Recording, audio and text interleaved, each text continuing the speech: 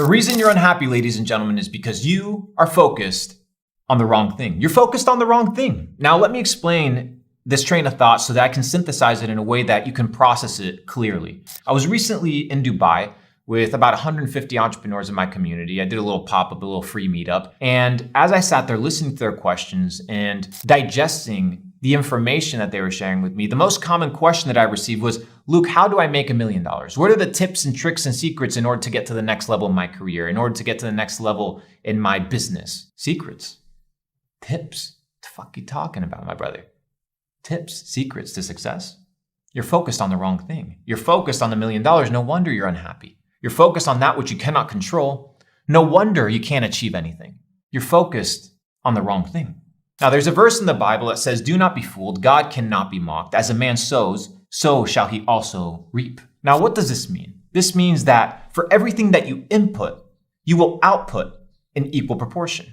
How foolish would it be for a farmer to look at the soil, stare at the soil 24/7, curse at the soil, be upset and depressed, expecting fruit when he has planted nothing, when he has not carefully watered and supervised the growth of his labor? It is stupid. Yet we do the exact same thing in our own lives. We expect a result without putting anything in. We expect an output that we cannot control, yet that which we can control, which is the input, we do not focus on. My friend, if you want to get to the next level in your career, let me tell you one thing. You must not be focused on the next level of your career. You must be focused on the input, that which you can control. So let me ask you, what can you control today? Well, you can control when you show up. You can control how much you work. You can control the quality of your labor. You can control the quality of your relationships. You can control what you input into your ears, what you input into your mind. But nobody wants to focus on that because it's too laborious. It requires too much patience. My friend, patience is bitter, but its fruit is sweet. So the reason you are unhappy is because you want something that you have not worked for. You want something that you have not earned. And that which you earn will come to you in due time and in due process. But you must be focused on putting in the hours, the energy, the attention, the dedication in order to receive that which you want. You look at the podium and you look at these champions receive trophies and medals, and you assume that they just landed there.